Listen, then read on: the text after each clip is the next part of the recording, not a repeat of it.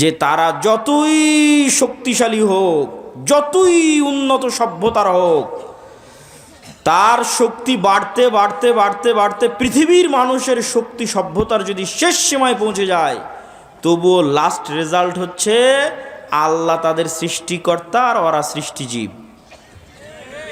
তো শক্তি কার বেশি হবে? সৃষ্টিকর্তার বেশি হবে। এটাই যুক্তির কথা, এটাই লজিকের কথা। তো আমেরিকা ইসরায়েলের শক্তি যতই বেশি হোক, আল্লাহ সুবহানাহু ওয়া তাআলা আমেরিকা এবং ইসরায়েলের যদি সৃষ্টিকর্তা হন, তাহলে দিন শেষে শক্তি কার বেশি? আল্লাহর বেশি। তখন আদ জাতিকে আল্লাহ সুবহানাহু ওয়া তাআলা ধ্বংস করলেন বিরিহিন সরসরিন আতিয়াহ, প্রচণ্ড ঝড়ো বাতাস এবং প্রচণ্ড ঠান্ডা, প্রচণ্ড ঝড়ো বাতাস এবং প্রচণ্ড ঠান্ডা।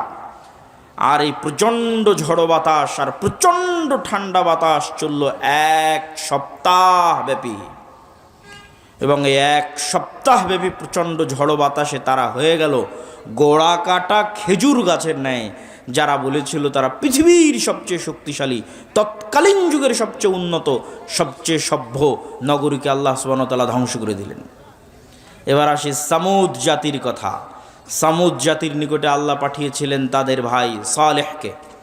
সালেহ আলাইহিস সালাতু ওয়াস সালাম একই কথা তার কওমকে বললেন, আর তার কওমকে আল্লাহর নিদর্শন হিসেবে পেশ করলেন নাকাতুল্লাহ, আল্লাহর উটনি। এই আল্লাহর উটনি আল্লাহর জমিনে চলবে, তোমরা একে ক্ষতি করার চেষ্টা করিও না, ক্ষতি করলে আল্লাহর গজব আসবে। ওয়ালাহা শিরবুম মালুম, 6 দিন তোমাদের জন্য কুয়ায় পানি পানের, একদিন আল্লাহর উটনির জন্য।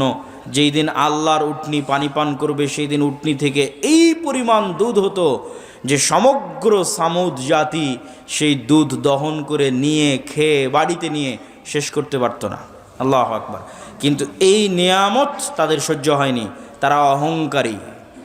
অহংকারী হয়ে সালেহ আলাইহিস সালাতু ওয়াস সালামকে বলছে ফাআকারুহা, কেটে নিয়ে, উটনির পা কেটে নিয়ে সালেহ আলাইহিস সালাতু ওয়াস সালামকে বলছে ফাতিনা বিমা তাইদুনা, আযাবের ভয় দেখাতে এই যে তোমার আল্লাহর উটনির পা কেটে নিয়েছে, এবার আযাব নিয়ে আসো। কোথায় আযাব? আযাব নিয়ে আসো। ফাখাযাতহুমুস সাইহাহ, কোথাও এসেছে ফাখাযাতহুমুর রাজফা, বিকট আওয়াজ, এমন বিকট আওয়াজ যে বিকট আওয়াজে তারা হয়ে গেল ওয়াহুম জাসিমিন। মুফাসসিরিনে কেরাম লিখছেন জাসিমিনের অর্থ যে যে যেখানে যে অবস্থায় ছিল সে অবস্থায় থেকে গেল। কেউ চা পান করছিল তো চা হাতে নিয়ে ওভাবেই থেকে গেল, বিকট আওয়াজের সাথে সাথে ওভাবেই মৃত্যুও হয়ে গেছে, ওভাবে থেকেও গেছে। কেউ দৌড়াচ্ছিল, ও দৌড়ানো অবস্থায় থেকে গেছে। কেউ খাবার খাচ্ছিল, খাবার খাওয়া অবস্থায় থেকে গেছে। কেউ গোসল করছিল, গোসল অবস্থায় থেকে গেছে। ওয়াহুম জাসিমিন, এক বিকট আওয়াজে পৃথিবীর তৎকালীন পৃথিবীর সবচেয়ে শক্তিশালী সম্প্রদায় এক বিকট আওয়াজে ইনস্ট্যান্ট যে যেখানে যে অবস্থায় ছিল সেভাবে থেকে গেছে, দুনিয়া থেকে বিদায় নিয়ে নিয়েছে। এই ছিল সামুদ জাতির ঘটনা। সম্মানিত উপস্থিতি, নূহ আলাইহিস সালাতু ওয়াস সালাম, লূত আলাইহিস সালাতু ওয়াস সালাম, আদ জাতি, সামুদ জাতি, এই 4টে বড় বড় জাতিকে আল্লাহ সুবহানাহু ওয়া তাআলা 4টে ভিন্ন ভিন্ন ধরনের আযাব দিয়ে ধ্বংস করে দিয়েছেন। আর আল্লাহ আরও বলেছেন আফা আমিনা আহলুল কোরা, আজকের যুগের মানুষেরা কি নিজেকে নিরাপদ মনে করে নিয়েছে যে আল্লাহর আযাব ও গজব আসবে না? যদি নিরাপদ মনে করে নিয়ে থাকে তাহলে তারা যেন তাদের ভুলকে সংশোধন করে নেয়। আল্লাহর আযাব এবং গজব যে কোনো মুহূর্তে আসতে পারে, যে কোনো সময় আসতে পারে। আর লস অ্যাঞ্জেলস ক্যালিফোর্নিয়ায় যে আগুন জ্বলতেছে, এইরকম আগুনে যদি সারা পৃথিবীও জ্বলে যায় তবুও হক হবে। এই জন্য হক হবে যে সারা পৃথিবীর মানুষের চোখের সামনে, সারা পৃথিবীর সকল রাষ্ট্রনেতার সামনে, BBC, CNN, Al Jazeera, TV channel, Facebook, YouTube সব লাইভের সামনে 60,000 নিরস্ত্র নিরীহ মানুষকে গাজায় হত্যা করা হয়েছে। সারা পৃথিবীর সব রাষ্ট্রপ্রধান দেখেছে, সারা পৃথিবীর সব মানুষ দেখেছে। সবার পক্ষে সম্ভব ছিল এই মহা হত্যাযজ্ঞ আটকানোর, কিন্তু তারা এই মহা হত্যাযজ্ঞ আটকাতে যায়নি, আটকানোর চেষ্টা করেনি। তাদেরকে এর জবাব দিতে হবে। এই এক গাজার উপর যে অত্যাচার চালানো হয়েছে, এই অত্যাচারে যদি সমগ্র আমেরিকা, সমগ্র ইউরোপ আর সমগ্র ইসরায়েল জ্বলে পুড়ে যায়, তবুও আল্লাহ সুবহানাহু ওয়া তাআলার জন্য এটা হক হবে, এবং আল্লাহ এটা বলেছেন, কোরআনেই বলেছেন যে আল্লাহ সুবহানাহু ওয়া তাআলা যখন কোনো শহর ও বন্দর ধ্বংস করেন তখন আল্লাহ অত্যাচার করেন না, বরং তারা অত্যাচারী ছিল তাই ধ্বংস করে দেন।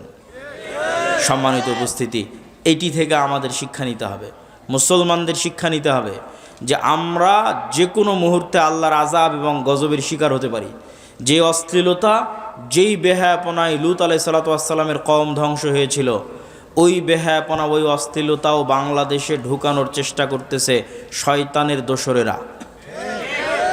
এমনও রাজনৈতিক দল বাংলাদেশে আছে যারা তাদের দফার মধ্যে যুক্ত করে দিয়েছে যে তারা রেইনবো নেশন তৈরি করবে, রংধনু জাতি তৈরি করবে।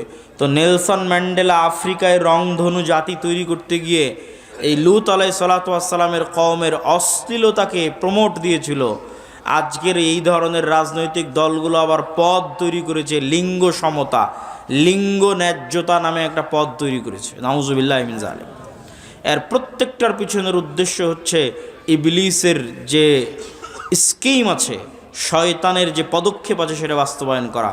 তবে হ্যাঁ, তাদের জন্য অনেক বড় ধাক্কা, এই সমস্ত শয়তানের অনুসারীদের জন্য অনেক বড় ধাক্কা যে তাদের আব্বার দেশে তাদের বিরোধী লোক চলে এসেছে।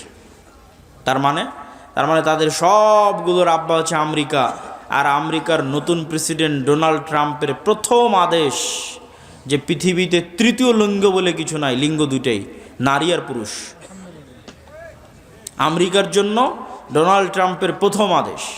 তো এত ভয়ঙ্কর আদেশ হওয়ার কারণ, এটার প্রেক্ষাপটও আপনাদের জানা থাকা উচিত। এই সমস্ত যে রাজনৈতিক দলগুলো আছে এদেরকে উত্তর দেওয়ার জন্য জানা থাকা উচিত। সেটা হচ্ছে ইলন মাস্কের নিজের সন্তান তার বাপকে বলছে, ইলন মাস্কের নিজের সন্তান তার বাপকে বলছে, আমাকে যদি অপারেশন করে ছেলে থেকে মেয়েতে রূপান্তর না করা হয় আমি আত্মহত্যা করব। নাউজুবিল্লাহি মিন যালিক। ইলন মাস্ক ছেলের জীবন বাঁচাতে অপারেশনের অনুমতি দেয় আর দুনিয়ার মানুষকে বলে যে আমার ছেলে মারা গেছে, এবং তখন থেকে সিদ্ধান্ত নেয় যে এই শয়তানের এজেন্ডা আমেরিকায় উৎখাত করে ছাড়বে সে। এই যে ক্ষোভ, তার যে কষ্ট, যে সন্তান বাপের সামনে যদি এই ধরনের কথা বলে বাপের কী রকমের কষ্ট হতে পারে, এটার নাম দিয়েছে ইলন মাস্ক ভাইরাস, ওক ভাইরাস। ওই রাগে, ওই ক্ষোভে টুইটার ক্রয় করে নেয়, আর ওই রাগে, ওই ক্ষোভে রাজনীতিতে যোগ দেয় এবং ডোনাল্ড ট্রাম্পের সাথে যুক্ত হয়। এই জন্য ডোনাল্ড ট্রাম্প ক্ষমতায় এসে প্রথম অধ্যাদেশ জারি করেছে, কোনো তৃতীয় লিঙ্গ বলে কিছু নাই, হয় নারী আর পুরুষ, আর বাইরে আর কিছু নাই, কোনো ট্রান্সজেন্ডার নাই, কিচ্ছু নাই। এখান থেকে আমাদের শিক্ষা নেওয়ার আছে যে আমাদের দেশে যারা অতি সেকুলার হয়ে, অতি উদার হয়ে মুসলিম দেশে রাজনীতি করবে, অথচ রেইনবো নেশনের নামে রাজনীতি করবে, লিঙ্গ সমতার নামে পদ তৈরি করে রাজনীতি করবে, এদের রাজনীতি করার অধিকার বাংলাদেশে নাই।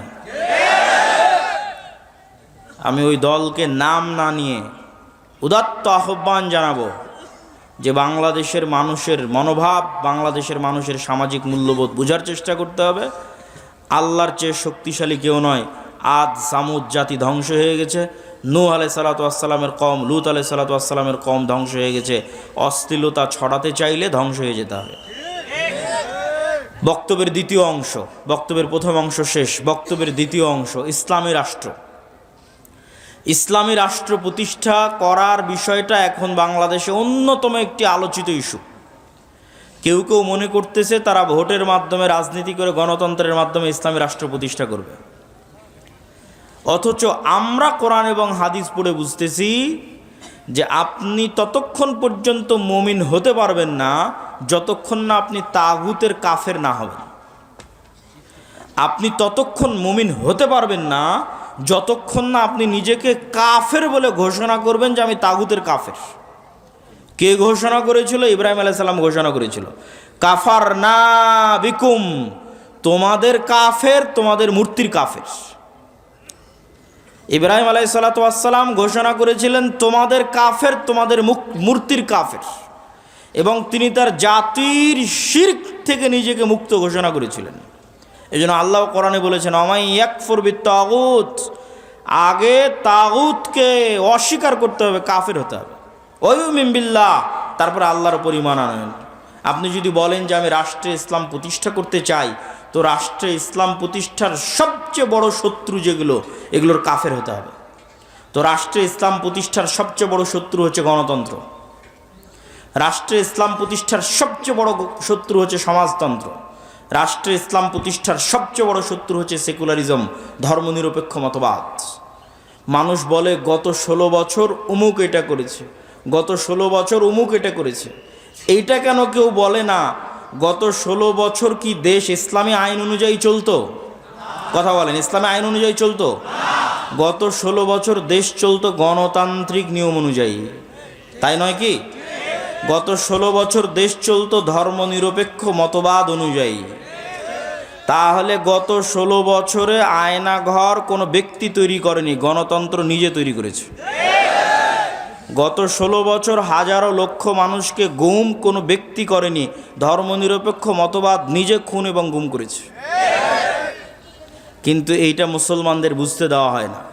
মুসলমানদের সামনে একটা মূলা ঝুলিয়ে দেওয়া হয়, যখনই সিস্টেম কাজ করে না তখন ওই সিস্টেমের যে প্রধান থাকে ওর উপর রাগ উঠিয়ে দেওয়া হয়। তারপরে প্রধান যখন সরে যায় রাগ শেষ, সিস্টেম তো ওইটাই আছে।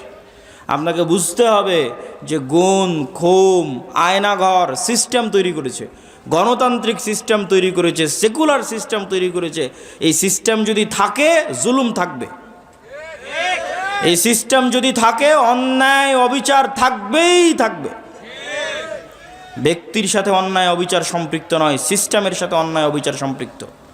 আমরা শুধু নামে স্বাধীন হয়েছি, কিন্তু নিয়ম কানুন শিক্ষা ব্যবস্থা আইন আদালত সব কিছু ব্রিটিশদের রেখে যাওয়া, ওই সিস্টেমেই চলতেছে।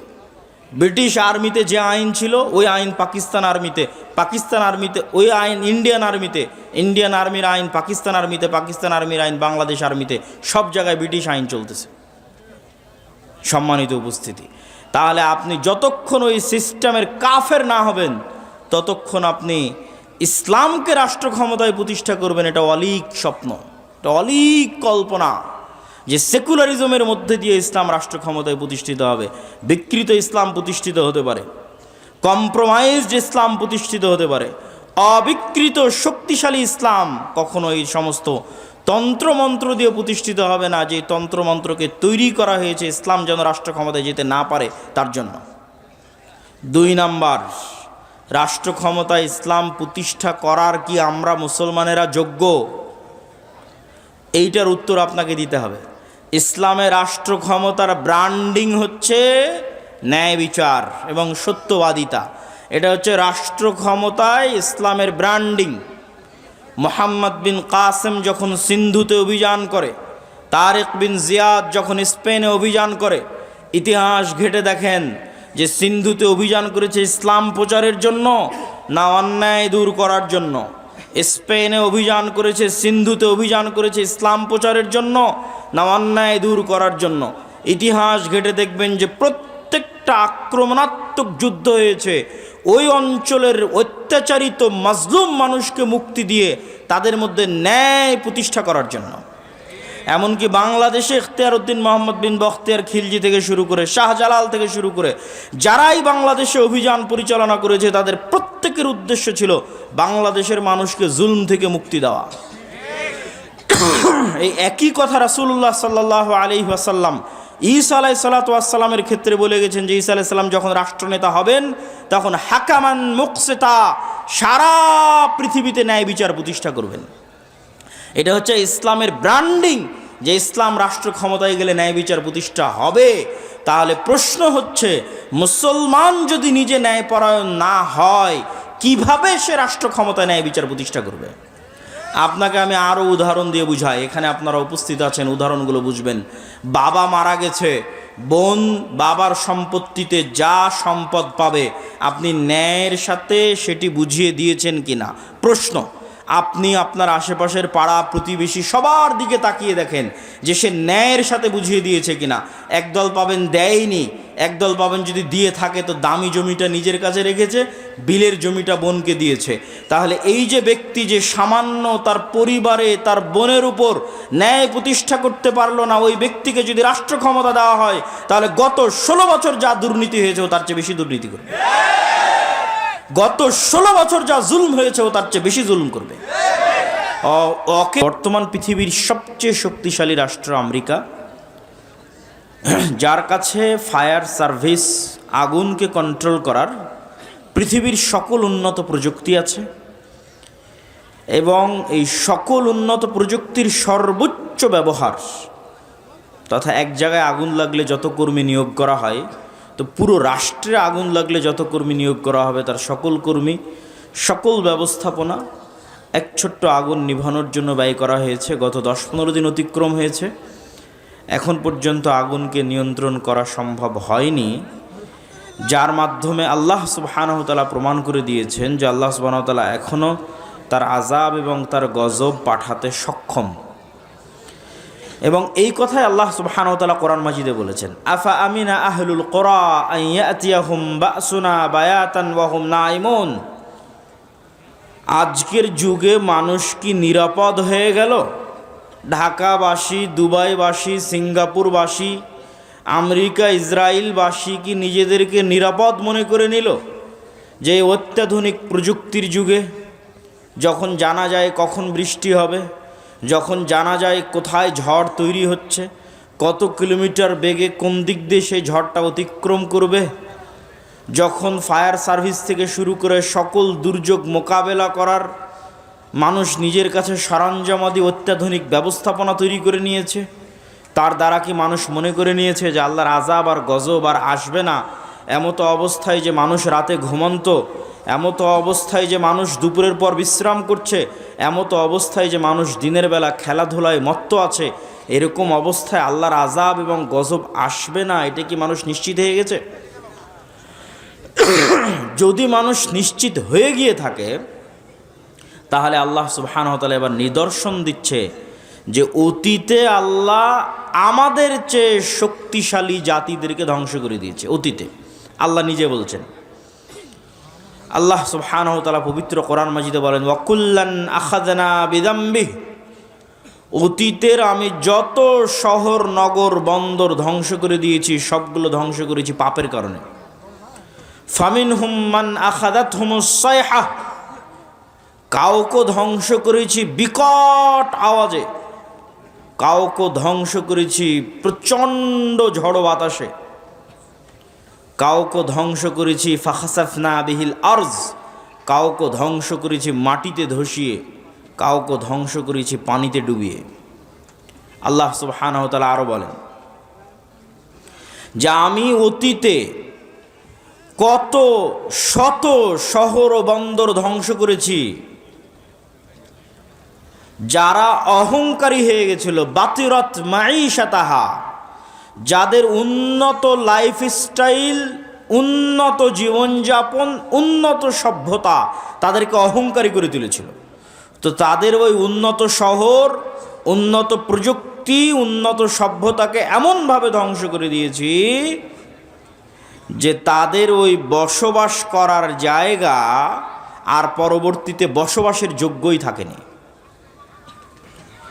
আজকের যদি দুবাইয়ের উদাহরণ নেন, তো আল্লাহ অতীতের এরকম বহু দুবাই ধ্বংস করে দিয়েছে। আজকের যদি লস অ্যাঞ্জেলসের উদাহরণ নেন, তো এরকম বহু লস অ্যাঞ্জেলস আল্লাহ অতীতে ধ্বংস করে দিয়েছে, যেখানে উন্নত লাইফস্টাইল ছিল, যেখানেও একটা ফ্ল্যাট এবং একটা প্লট ক্রয় করার জন্য মানুষ কোটি কোটি টাকা ব্যয় করত। কিন্তু আল্লাহ বলছে আমি কেমনভাবে ধ্বংস করেছি যে আর পরবর্তীতে বসবাসেরই যোগ্য থাকেনি, এইভাবে ধ্বংস করে দিয়েছে। সম্মানিত উপস্থিতি, আল্লাহ সুবহানাহু ওয়া তাআলা কোরআন মাজিদে অতীতে কয়েকটা কওমের ধ্বংসের বিবরণ দিয়েছেন। আমি সংক্ষিপ্তভাবে আপনাদের সামনে তুলে ধরব। নূহ আলাইহিস সালাতু ওয়াস সালামের কওমের ধ্বংসের বিবরণ দিয়েছেন, লূত আলাইহিস সালাতু ওয়াস সালামের কওমের ধ্বংসের বিবরণ দিয়েছেন, আদ জাতির ধ্বংসের বিবরণ দিয়েছেন, সামুদ জাতির ধ্বংসের বিবরণ দিয়েছেন, ফেরাউনের ধ্বংসের বিবরণ দিয়েছেন, কারুনের ধ্বংসের বিবরণ দিয়েছেন। নূহ আলাইহিস সালাতু ওয়াস সালামকে আল্লাহ সুবহানাহু ওয়া তাআলা তার কওমের নিকটে পাঠিয়েছিলেন তাওহীদের দাওয়াত নিয়ে, আর তিনি দাওয়াতি কাজ করেছেন 50 বছর কম 1000 বছর। আলফা সানাহ ইল্লা 50, কোরআনের আয়াত যে 1000 বছর দাওয়াতি কাজ করেছে, 50 বছর কম, 950 বছর। তো যখন এই দাওয়াতি কাজে তার কওম বিরক্ত হয়ে গেছে, তখন তার কওম বলতেছে, ইয়া নূহ, হে নূহ, তুমি অনেক আমাদেরকে ডিস্টার্ব দিয়েছ, ফাতিনা বিমা তাইদুনা, তো এতদিন যে 950 বছর আমাদের ভয় দেখালে যে এইটা না করলে আল্লাহর আযাব এবং গজব আসবে, তো আজকে আল্লাহর সে আযাব এবং গজব নিয়ে আসো যদি তুমি সত্যবাদী হও। নাউজুবিল্লাহ। তারপরে যখন আল্লাহ সুবহানাহু ওয়া তাআলার আদেশ চলে আসলো, ওয়াফারাত তান্নূর, এবং নূহ আলাইহিস সালাতু ওয়াস সালামের বাড়ির চুলা থেকে পানি বের হওয়া শুরু হলো, তখন আল্লাহ নূহ আলাইহিস সালাতু ওয়াস সালামকে বললেন যে প্রত্যেক জাতি প্রজাতি থেকে এক জোড়া করে উঠিয়ে নিতে তার নৌকাতে। আর কাদেরকে উঠিয়ে নিতে? ওয়ামা আমানা, আর যারা ঈমান আনয়ন করেছে কিন্তু ঈমান আনয়ন করেনি তার সাথে, ওয়ামা আমানা মাআহু ইল্লা কালিল, তার সাথে ঈমান আনয়ন করেছে অতি অল্প সংখ্যক মানুষ। তখন নূহ আলাইহিস সালাতু ওয়াস সালাম তার সন্তানকে বললেন, ইয়া বুনাইয়া আরকাব মা'না ওয়ালা তাকুম মা'আল কাফিরিন, হে আমার বৎস, নৌকায় উঠে যাও, কাফেরদের সঙ্গী হয়েও না। তখন তার সন্তান উত্তরে বলছে, আমি পৃথিবীর সবচেয়ে উঁচু পাহাড়ে আশ্রয় নিব। ইয়া আসিমুনি মিনাল মা, যে উঁচু পাহাড় তোমার আল্লাহর গজবের এই পানি থেকে আমাকে আশ্রয় দিবে। নূহ আলাইহিস সালাম বলছেন, লা আসিমাল ইয়াউম, আজকে আল্লাহর এই আযাব ও গজবের পানি থেকে কেউ আশ্রয় নিতে পারবে না। যদি হিমালয় পাহাড়ের চূড়ায় গিয়ে আশ্রয় নেয়, তো হিমালয় পাহাড়কেও আল্লাহ সুবহানাহু ওয়া তাআলা পানিতে ডুবিয়ে ছাড়বেন, এবং তাই ঘটিয়েছেন আল্লাহ সুবহানাহু ওয়া তাআলা। পানি বাড়তে বাড়তে এমন পর্যায়ে পানি পৌঁছে গেল যে নিচে শুধু পানি, উপরে আসমান, আর কিছু নাই, সব ধ্বংস হয়ে গেছে পৃথিবীতে। তখন আল্লাহ সুবহানাহু ওয়া তাআলা মাটিকে বলছেন, ইয়া আরযু বলঈ, হে মাটি পানি শুষে নাও, আর হে আসমান ক্ষান্ত হও। এবং ধীরে ধীরে পানি কমে গেল, এবং নূহ আলাইহিস সালাতু ওয়াস সালামের নৌকা জুদি নামক পাহাড়ে অবতরণ করল। তো নূহ আলাইহিস সালাতু ওয়াস সালামের কওমের ধ্বংসের বিবরণ তাওরাতে আছে, ইনজিলে আছে, কোরআনে আছে। তো নূহ আলাইহিস সালাতু ওয়াস সালামকে যে ভয়াবহ বন্যা দিয়ে আল্লাহ ধ্বংস করেছেন, আজকের লস অ্যাঞ্জেলসের আগুন তার তুলনায় কিছুই কিছুই কিছুই কিছুই না। তারপরে যদি আসে লূত আলাইহিস সালাতু ওয়াস সালামের কথা, লূত আলাইহিস সালাতু ওয়াস সালামের কওম পৃথিবীতে এমন নিকৃষ্ট গুনাহ করেছিল যা অতীতে পৃথিবীতে আর কেউ কোনোদিন করেনি। আর ওই ভয়ঙ্কর ভয়াবহ গুনাহ থেকে বাঁচানোর জন্য লূত আলাইহিস সালাতু ওয়াস সালাম তার কওমের মাঝে দাওয়াতি কাজ করতেন। তার কওমের উত্তর কী ছিল? তার কওমের উত্তর এটা ছিল যে, তুমি যখন এতই পবিত্র, তা আমাদের সাথে থাকার দরকার নেই, আমরা সব অপবিত্র, তুমি পবিত্র, তুমি আমাদের এলাকা ছেড়ে চলে যাও। এবং যখন তারা লূত আলাইহিস সালাতু ওয়াস সালামকে এইভাবে তাকে উত্তর দিল, তখন আল্লাহ ফেরেশতা পাঠালেন। ফেরেশতা ইব্রাহিম আলাইহিস সালাম হয়ে লূত আলাইহিস সালাতু ওয়াস সালামের নিকটে গেল, সুন্দর সুদর্শন কিশোর এবং যুবকের আকৃতিতে। তখন ওই অঞ্চলের যারা মানুষ, নিকৃষ্ট পশুতুল্য মানুষ, তারা তখন তাদের লোলুপ দৃষ্টি এই ফেরেশতাদের দিকে দিল। লূত আলাইহিস সালাম তখনও জানতেন না তারা ফেরেশতা। তখন লূত আলাইহিস সালাতু ওয়াস সালাম ভয় পেয়ে গেলেন, আলাইসা মিনকুম রাজুলুর রাশিদ, তোমাদের মধ্যে কি একজনও পবিত্র মানুষ নাই? এবং তিনি আফসোস করে বললেন যে, আমি আশ্রয় গ্রহণ করছি ইলা রুকনিন শাদীদ, তথা আল্লাহর নিকটে আশ্রয় প্রার্থনা করতেছেন, আল্লাহর আশ্রয় ছাড়া আমার বাঁচার জায়গা নাই। আজকে তোমরা আমার মেহমানদের সামনে আমার মেহমানকে তোমরা আজকে অপমান করবা। তখন এবার মেহমানেরা উত্তর দিয়ে বলছে, ইন্না রাসূল রাব্বিক, লূত আলাইহিস সালাতু ওয়াস সালাম ভয় পাওয়ার কিছু নাই, আমরা আল্লাহর পক্ষ থেকে পাঠানো ফেরেশতা, আপনি এক্ষুনি এই মুহূর্তে এই শহর ত্যাগ করেন। ওয়ালা ইয়ালতাফিত, পিছনে ফিরে তাকাবেন না। তাদের লাস্ট টার্গেট হচ্ছে মাউইদুহুমুস সুবহ, সকাল, সকালে ধ্বংস হয়ে যাবে। আলাইসা সুবহু করিব, সকাল কি অতি নিকটে নয়? সকাল হওয়ার আগে শহর ত্যাগ করেন, পিছনে ফিরে তাকাবেন না, স্ত্রীকে সাথে নেবেন না, সেও তাদের অন্তর্ভুক্ত হবে, আযাবের অন্তর্ভুক্ত হবে। এবার আল্লাহ বলছে, জাআলনা আলিয়াহা সাফিলাহা, ওই শহরকে আমি কি করলাম জানো? ওই শহরকে এইভাবে উল্টিয়ে দিলাম, তার উপর অংশ করে দিলাম নিচে, নিচের অংশ করে দিলাম উপরে। ওয়া আরসালনা আলাইহিম হিজারাতাম মিন সিজ্জিল, আর তাদের উপর পাঠাতে থাকলাম আসমান থেকে আগুনের পাথর বৃষ্টি। আগুনের পাথর বৃষ্টি আসমান থেকে পাঠাতে থাকলাম, শহরকে উল্টিয়ে দিলাম। তো এই যে ভয়ঙ্কর ভয়াবহ গজব আল্লাহ নাজিল করলেন, তার তুলনায় এই লস এঞ্জেলসের আগুন কিছুই নয়। এবার 3, আদ জাতি। আর আমি আদ জাতির নিকটে পাঠিয়েছি আখাহুম হুদ, তাদের ভাই হুদকে। আমি আদ জাতির নিকটে পাঠিয়েছি হুদ আলাইহিস সালাতু ওয়াস সালামকে। আর এই প্রত্যেক নবীর দাওয়াত কমন ছিল, ইয়া কওমি ইবুদুল্লাহ, হে আমার কওম, আল্লাহর ইবাদত করো, আল্লাহ ব্যতীত ইবাদতের যোগ্য কেউ নাই। তো আদ জাতি কি উত্তর দিল? আদ জাতিকেও হুদ আলাইহিস সালাতু ওয়াস সালাম বলেছিলেন আল্লাহর ইবাদত না করলে আল্লাহর গজব আসবে। তখন আদ জাতি উত্তরে বলেছিল, মান আশাদ্দু মিন্না কুওয়া। হুদ, তুমি আমাদেরকে আল্লাহর আযাবের গজবের ভয় দেখাও।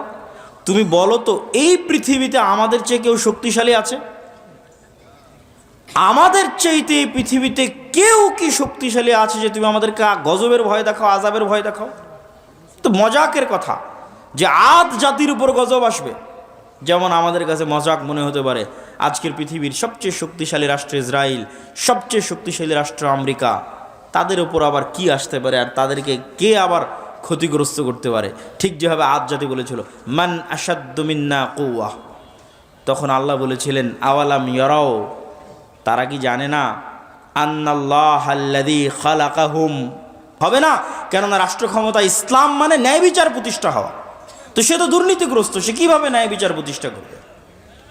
আপনি সমাজে তাকিয়ে দেখেন যে প্রত্যেকটা সেক্টরে সেক্টরে, এলাকায় এলাকায়, সমাজে সমাজে যৌতুকের ভিত্তিতে বিবাহ হচ্ছে। যৌতুকের ভিত্তিতে বিবাহ অন্যায়, মানুষের প্রতি অন্যায়। আমি এখন ন্যায় এবং অন্যায় বলতে সালাত সিয়ামের অন্যায় বুঝাচ্ছি না, এক মানুষের সাথে আর এক মানুষের প্রতি অন্যায়।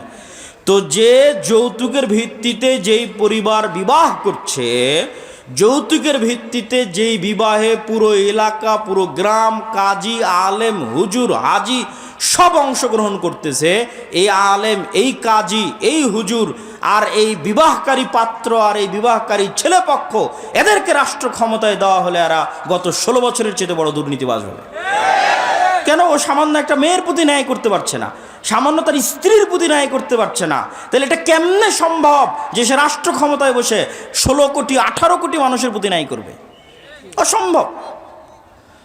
তো এই জন্য যদি মুসলমানেরা বলে যে আমাদের রাষ্ট্র ক্ষমতা দরকার, তাহলে মুসলমানদেরকে আগে উন্নত পার্সোনালিটি, উন্নত ব্যক্তিত্ব এবং ন্যায় পরায়ণ যে ব্যক্তিত্ব যা নবীদের ছিল, যা রাসূলদের ছিল, সেই ন্যায় পরায়ণ ব্যক্তিত্ব অর্জন করতে হবে, ন্যায় বিচার প্রতিষ্ঠা করার সক্ষমতা অর্জন করতে হবে।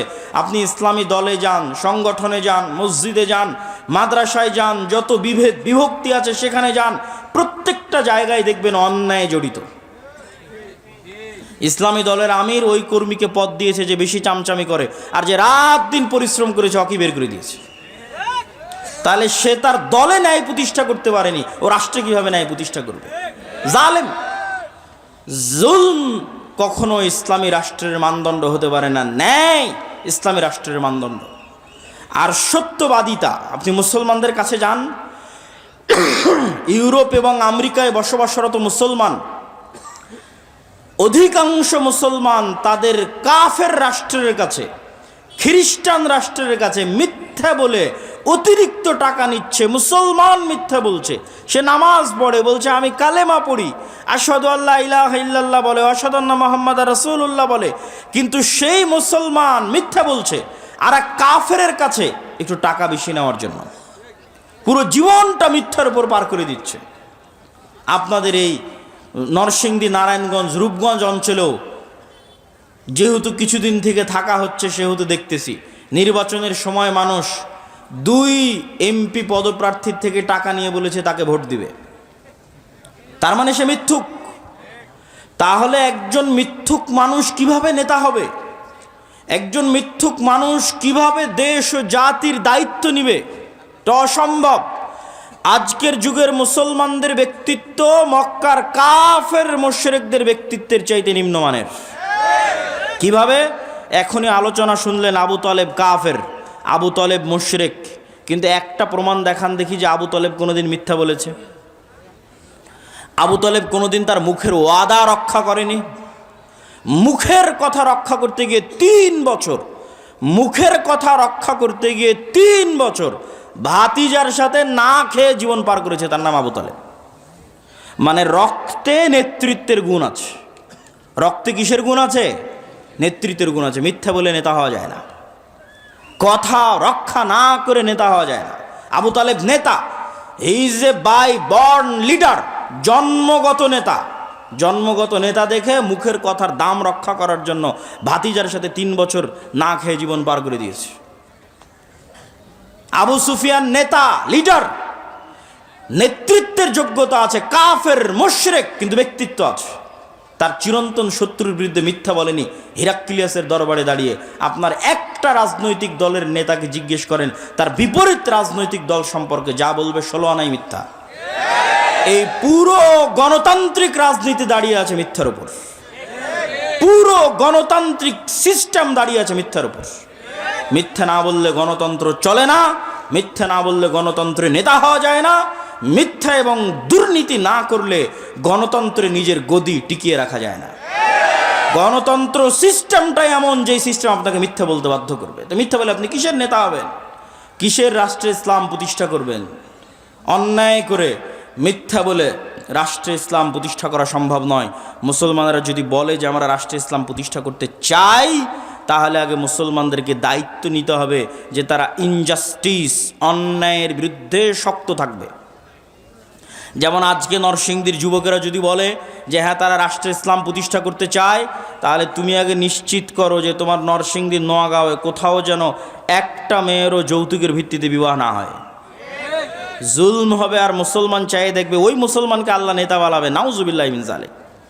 জুলম হবে, মুসলমান চাই দেখবে আর সেই মুসলমানকে আল্লাহ নেতা বানাবে ইসলামের নামে। আস্তাগফিরুল্লাহ আল আযীম। তুমি যদি বলো রাষ্ট্রে ইসলাম প্রতিষ্ঠা করতে চাই, তো ওখানে মৃত্যুবরণ করেছে, ওই মৃত্যুর জানাজায় উপস্থিত হয়ে ওর মেয়েকে তার সম্পত্তি বুঝিয়ে দিতে বাধ্য করে তারপর উঠে আসো। ডিসেন্ট্রালাইজেশন, কেন্দ্রীয় রাষ্ট্র ক্ষমতাকে ডিসেন্ট্রালাইজেশন করো, বিকেন্দ্রীকরণ করো। নিজের পরিবার, নিজের সমাজে ন্যায় প্রতিষ্ঠা করো। একবার ন্যায় প্রতিষ্ঠা করার সংগ্রামে নেমে গেলে আল্লাহ তোমাকে রাষ্ট্র ক্ষমতা এমনি দিয়ে দিবে ইনশাআল্লাহ। কেননা তখন তুমি যোগ্য বিবেচিত হয়ে যাবা। সত্যবাদী ব্যক্তি, ন্যায় প্রতিষ্ঠাকারী ব্যক্তি আল্লাহর দরবারে যোগ্য বলে বিবেচিত হবে নেতা হওয়ার। আর যদি ওই কম্প্রোমাইজ করার স্বভাব না থাকে, যে গণতন্ত্রের সাথে কম্প্রোমাইজ, সমাজতন্ত্রের সাথে কম্প্রোমাইজ, সেকুলারিজমের সাথে কম্প্রোমাইজ, ধর্ম বিক্রি করে দেওয়ার সাথে কম্প্রোমাইজ, নিজের দিনের উপর আত্মবিশ্বাস নাই, তখন আমি শিখতে বলেছি যুবকেরা, নিজের দিনের উপর আত্মবিশ্বাস ফিরিয়ে আনতে তোমরা 2টে জাতিকে দেখবা, একটা ইহুদি আর একটা হিন্দু। দূরের কথা বাদ দিলাম, আজকে পার্শ্ববর্তী দেশ ভারতের কথাও যদি ধরি, যে বিজিবি এবং বিএসএফের সীমান্তে যে গণ্ডগোল, এই গণ্ডগোল নিয়ে ফেসবুকে যুবকেরা লেখালেখি করছে, হাসি ঠাট্টা ট্রল করছে যে ভারতের হিন্দুরা গরুর মূত্র পান করে। এটা নিয়ে হাসি ঠাট্টা এবং ট্রল। তো আমার কথা হচ্ছে, ভারতের ওই হিন্দু যে গরুর মূত্র পান করে, ওর গরুর মূত্র পান করা একটা ভ্রান্ত কাজ হলেও এই ভ্রান্ত কাজের উপর ওর বিশ্বাস কত অটল, ওর বিশ্বাস কত অবিচল, যে একটা ভ্রান্ত কাজকে রাষ্ট্রে পর্যন্ত প্রতিষ্ঠিত করেছে। আর তুমি কত বড় মরদ, কত বড় সাহসী যে তোমার নবীর সুন্নাত না তোমার জীবনে, না তোমার বাড়িতে, না তোমার পরিবারে, না তোমার রাষ্ট্রে। তো তুমি কিসের সাহসী, কিসের বীর পুরুষ? বীর পুরুষ সেই যে তার নিজের দিনের উপর অটল। ইহুদিদেরকে দেখে আসো যে তার দিনের কোনো একটা বিষয়ে ছাড় দেয় কিনা। সারা পৃথিবীতে সুদী অর্থনীতির গুরু তারা, অথচ নিজেরা কোনোদিন সুদ নেয় না, নিজেরা কোনোদিন সুদী লেনদেন করে না। কেন? তারা জানে সুদ মানুষকে গোলাম বানায়, সুদ মানুষকে কৃতদাস বানায়। আল্লাহর নবী নিজে সুদ মানুষকে যে গোলাম বানায়, কৃতদাস বানায়, তার দলিল দিয়ে গেছে। আপনি বলবেন কিভাবে, কোথায় দলিল? জি আমি দলিল দেখাচ্ছি। তার আগে বলে নেই, বাংলাদেশের মুসলমানদের সমাজগুলোতে যদি যাবেন, তাহলে এনজিও আর ক্ষুদ্র ঋণে পরিপূর্ণ। তাহলে এই যে এনজিওর মাধ্যমে কিস্তির ভিত্তিতে ক্ষুদ্র ঋণে যুক্ত হয়ে গেছে, ও গোলাম হয়ে গেছে। ও জীবনে কোনো দিন আর নেতা হতে পারবে না, কোনো দিন না। কিভাবে গোলাম হয়ে গেছে? রাসূলুল্লাহ সাল্লাল্লাহু আলাইহি ওয়াসাল্লাম যখনই দোয়া করতেন, আল্লাহর কাছে পরিত্রাণ চাইতেন কর্জ থেকে, আল্লাহুম্মা ইন্নী আউযু বিকা মিনাল মা'সামি ওয়াল মাগরাম, আল্লাহ কর্জ থেকে পরিত্রাণ চাই। আল্লাহর নবীকে জিজ্ঞেস করা হলো, কেন কর্জ থেকে পরিত্রাণ চান এত? আল্লাহর নবী বললেন, ইজাস্তাদানা রাজুল, মানুষ যখন কর্জ নেওয়া শুরু করে, বাদা ইউকাযযিব, মিথ্যা বলা শুরু করে। আল্লাহর নবী বললেন, যখনই কর্জ নেওয়া শুরু করে, মিথ্যা বলা শুরু করে, 1 টাকা 10 টাকা 15 টাকা 20 টাকা কর্জ নিয়েছে, পরের দিন টাকা চাইতে যাবে, মিথ্যা বলবে। মিথ্যা বলবে না? মিথ্যা বলবে। নিজে মিথ্যা বলবে, তার পরিবারকে মিথ্যা বলাবে, তার ছেলে মেয়েকে মিথ্যা বলাবে, তার স্ত্রীকে মিথ্যা বলাবে। পুরো একটা পরিবার মিথ্যার উপর গড়ে উঠতেছে। আর শুরুতেই প্রমাণ করে দিয়েছি যে মিথ্যা বলেও নেতা হয়। আবু তালেব মিথ্যা বলতো, আবু সুফিয়ান মিথ্যা বলতো, কাফের মুশরিক অবস্থায় মিথ্যা বলেনি। নেতা, তার নাম নেতা। যে মিথ্যা বলে সে কোশ্চিন কালো নেতা হতে পারে না, আল্লাহ কখনো তাকে নেতা বানাবে না। তাহলে কর্জ নেওয়া মানে মিথ্যা বলা শুরু। পুরো একটা পরিবার যখন মিথ্যার উপর চলে, তখন ওই পরিবার থেকে কোশ্চেন কালো না তারেক বিন জিয়াদের জন্ম হবে, না ওমর ইবনুল খাত্তাবের জন্ম হবে, না মোহাম্মদ বিন কাসেমের জন্ম হবে, নেতার জন্ম হবে না, গোলামের জন্ম হবে, কৃতদাসের জন্ম হবে। সম্মানিত উপস্থিতি, এই জন্য যুবকদেরকে শক্ত হতে হবে, নিজের দিনের উপর কট্টর, নিজের দিনের উপর সেলফ কনফিডেন্ট, আত্মবিশ্বাসী হতে হবে। এবং আত্মবিশ্বাসী হয়ে সমাজ থেকে, পরিবার থেকে যত অন্যায় অনাচার অবিচার আছে, এই অন্যায় অনাচার অবিচারের বিরুদ্ধে আন্দোলন গড়ে তুলতে হবে। এই আন্দোলন করেছিল তিতুমির, এই আন্দোলন করেছিল হাজী শরীয়তুল্লাহ, এই আন্দোলন করেছিল সৈয়দ আহমদ ব্রেলভি, এই আন্দোলন করেছিল শাহ ইসমাইল শহীদ। অন্যায়ের বিরুদ্ধে আন্দোলন করেন, অন্যায়ের বিরুদ্ধে আন্দোলন আপনাকে রাষ্ট্র ক্ষমতায় পৌঁছে দিবে। আল্লাহ সুবহানাহু ওয়া তাআলা কবুল করুক, আল্লাহুম্মা আমিন। বক্তব্যের শেষ পয়েন্ট হচ্ছে দীর্ঘমেয়াদী পরিকল্পনা। সংক্ষিপ্ত 5 বছর 2 বছর হুজুগে পরিকল্পনা, রিয়্যাক্ট করা, এটা দিয়ে কোশ্চিন কালো আপনি রাষ্ট্র ক্ষমতায় যেতে পারবেন না। মুসলমানদের সবচেয়ে বড় সমস্যা হচ্ছে তারা রিয়্যাক্ট করে, তারা অ্যাক্ট করা জানে না। রিয়্যাক্ট কি আর অ্যাক্ট কি আপনাকে বুঝাই। রিয়্যাক্ট আর অ্যাক্ট হচ্ছে আপনি খাচ্ছেন, দাচ্ছেন, ঘুরছেন, ফিরছেন, আড্ডা দিচ্ছেন, হঠাৎ করে শুনলেন বাংলাদেশের রাষ্ট্রের সংবিধানে ইসলাম নাই। হঠাৎ করে একদিন শুনলেন, শোনা মাত্র রাস্তায় ঝাঁপিয়ে পড়ে বললেন লিল্লাহে তাকবীর, আল্লাহু আকবার। এটার নাম রিয়্যাক্ট। আর অ্যাক্ট কি? যে ওই রাষ্ট্র থেকে ইসলাম সরিয়েছে, ও 50 বছর থেকে প্ল্যান করছে কবে সরাবে। 50 বছর থেকে প্ল্যান করছে। আপনার প্ল্যান কয়দিনের? আপনি তো শুনলেন, লাফিয়ে পড়ে গেলেন লিল্লাহে তাকবীর, আল্লাহু আকবার বলে, ওই পর্যন্তই শেষ। পরিকল্পনা নাই, কার্যক্রম নাই, শক্তিশালী প্রতিষ্ঠান নাই। 5ই আগস্টে তো লক্ষ লক্ষ কোটি কোটি জনগণ ছিল। তো কোটি কোটি জনগণের সরকার তৈরি হয়নি কেন? এনজিওর সরকার কেন তৈরি হয়েছে? এনজিওদের শক্তিশালী প্রতিষ্ঠান আছে, এই জন্য তৈরি হয়েছে। আর এই কোটি কোটি পঙ্গপালের মতো জনগণের না একটা শক্তিশালী মিডিয়া আছে, না একটা শক্তিশালী অর্থনৈতিক প্রতিষ্ঠান আছে। তো কিসের রাজনীতি করবেন আপনি? আমেরিকায় গিয়ে দেখেন ইহুদিরা সংখ্যায় কত, 2%ও না, 1%ও না। অথচ শক্তিশালী প্রতিষ্ঠান থাকার কারণে বাইডেন ক্ষমতায় আসুক আর ট্রাম্প ক্ষমতায় আসুক, রাষ্ট্রের ক্ষমতা তাদের থাকে। আর মুসলমানেরা দীর্ঘমেয়াদী পরিকল্পনা নাই। ইসলামী দলগুলো বলছে এখনই ভোট করে এখনই ক্ষমতায় চলে যাব। এখনই ভোট করে যদি এখনই ক্ষমতায় চলে যায়, তাহলে এখনই আর একজন বের হবে যে তাকে ক্ষমতা থেকে নামিয়ে দিবে। এই জন্য আপনাকে 50 বছর 100 বছরের পরিকল্পনা করতে হবে। যেই পরিকল্পনা করে সামনে আগাতে হবে। আপনি বলবেন ভাই পরিকল্পনার আশা কি? এই পরিকল্পনার আশা হচ্ছে আপনি শতভাগ নিশ্চিত থাকেন গণতন্ত্র কোনো দিন গণতন্ত্র দিয়ে ন্যায় বিচার প্রতিষ্ঠা হতে পারে না। কোনো দিন ধর্মনিরপেক্ষ মতবাদ দিয়ে ন্যায় বিচার প্রতিষ্ঠা হতে পারে না।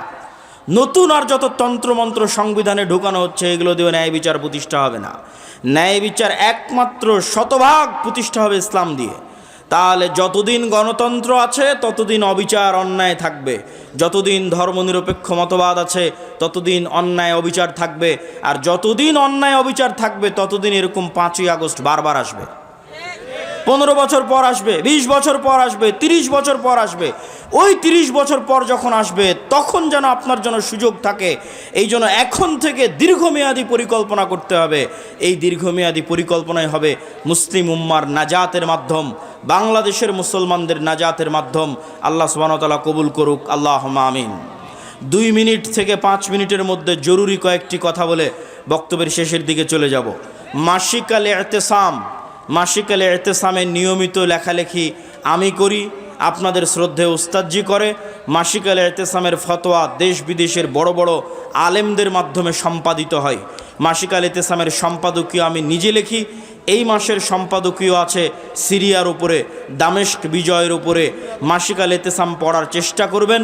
আমাদের আর যে সমস্ত বই পুস্তক আছে, ফিলিস্তিনের উপর আমার লেখা বই, মিন্নাতুল বারি আপনাদের শ্রদ্ধেয় উস্তাদজির বই, এবং আমাদের আর যত আর দাওয়া ইলাল্লাহর মক্তবের যে সিলেবাস আছে, উসমানী কায়দা আছে, আদর্শ শিক্ষা আছে, এগুলোকে গুরুত্ব দেওয়ার চেষ্টা করবেন।